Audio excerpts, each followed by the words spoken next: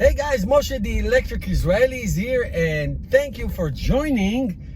Don't forget to hit the subscribe button, and if I'm in a different car than you usually see me, it's because I'm not in my Tesla Model 3 or Model Y.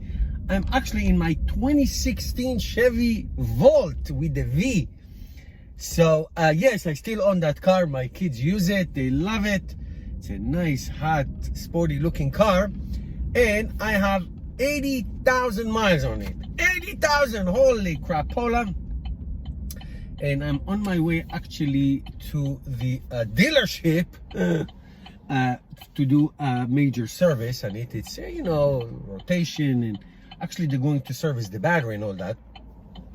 So a few words on this Chevy Volt that I have, and then when I come back from the service center, I will give you a report of what they did, how much it cost, and everything.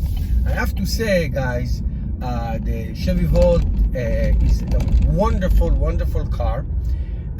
We absolutely love it, and we were sure we're going to sell it, but we ended up not, and I'm actually glad we didn't. First of all, my kids, both of them now have their license. They take it. I don't have to drive them anywhere and all that stuff. It's a wonderful, wonderful car. I would say that 90% of the time that we drive this car is we drive it on EV, so we barely put gas in it, and if we do it, my kids are going to do that. I don't go to gas stations anymore, so very rarely we put gas in this car. It's total EV. It's a very powerful car. It is hatch, which obviously you know that I love hatch, so it's great car to store things in the back. You can see it's in the back. I would say that it is a unique car for unique needs. Like I said, it's mostly an electric car. Most of your needs will be done electrically, an electric motor. It gives you about 55 miles of range in the summer and about 35 miles range in the winter. That sounds like nothing compared to Tesla's cars, but if you live like in an apartment, like my son lives on college campus, maybe he will stay in, after college he'll stay in the city, this will be a great car for him, because you can charge it at night normally unless you go to a place. So it becomes a plug-in hybrid. It's a hybrid car, and the MPG is 47 miles per gallon. So it is a very efficient car in terms of gas consumption, 47 miles. And like I said, if you can charge it, it is you can do the daily runs, no problem. I rarely remember when this car went to the gas station, so it's very rare. But again, if you live in a city and you don't have access for charging, it's a wonderful car that you can put gasoline in it, and it's fantastic. Now, the ergonomic of this car is very weird. By the way, they don't make this car anymore. Thank you, Bob Lots. GM doesn't make these car anymore. The front is very nice. As you can see, there's a lot of headroom. The back is not for adults. The back is not for adults. It's very uncomfortable to sit in the back. It's 2 seats in the back. I know you can put a third person in the middle. There is a seat belt, but it's very uncomfortable to sit in the back for adults. I mean, I'm 6'2", I'm a big guy. I can't sit there. It's like I'm sitting like that. It's much. You can put kids, people who are less than 5'8" or 5'7". You can have some headroom, but it's not comfortable. Really not comfortable. It's in the back. The hatch is great. I put my spare tire there. You can put so much stuff there. There's a lot of room. This car drove everywhere. This guy took this car to Florida twice, Canada. There is obviously no range anxiety. Not that I have range anxiety in my Teslas. There's zero range anxiety. You can go anywhere. You can put gas and go anywhere. It's very efficient and all that. The charging time is very slow. It's a 3.2 onboard charger, so it takes like 4.5 hours to charge it on a 220. On a 220 from 0 to 100%. On a 110 take you like 17 hours to charge it.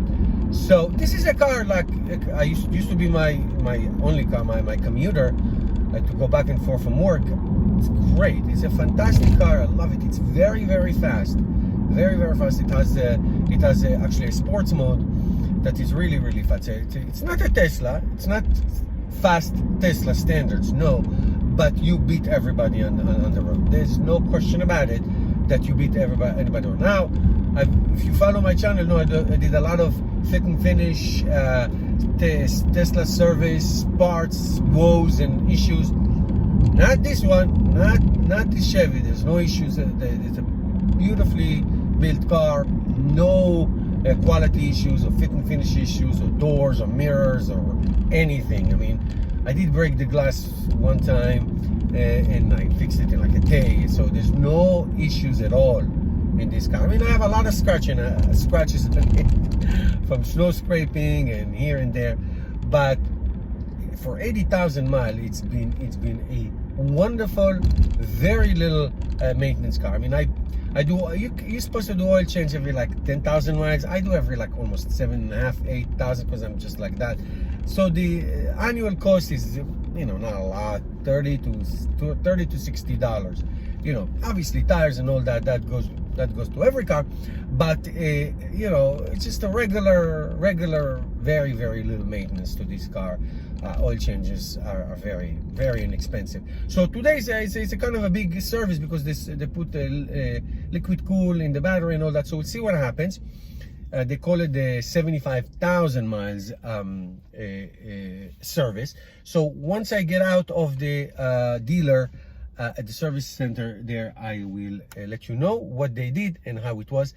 I would highly recommend this car, but they don't sell it. But you can get great deals in used. There's a lot of used of them because many of them were sold. So you can get this used car, 26. This car, my car, you can find it for like 10 grand or less, and it's a great car. Really is, really wonderful.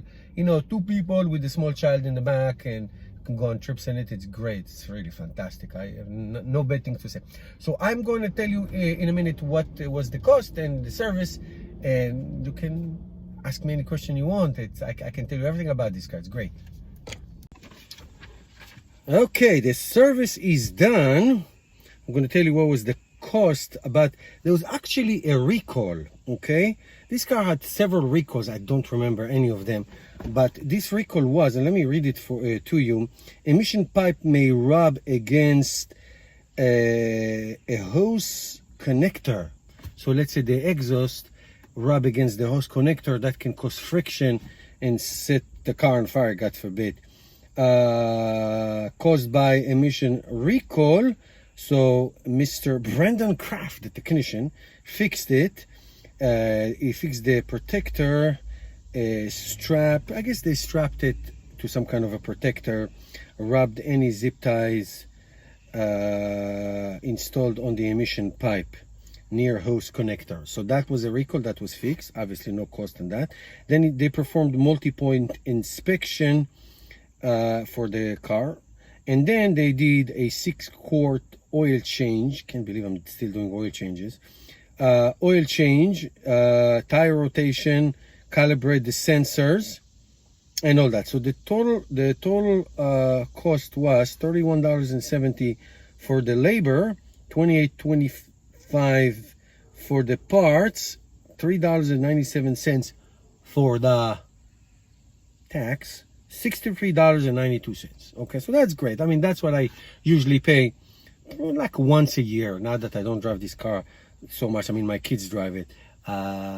That's how much we pay. Okay, that's it, guys. If you have specific questions, let me know. It's a great car to have. I really telling you, it's a great car.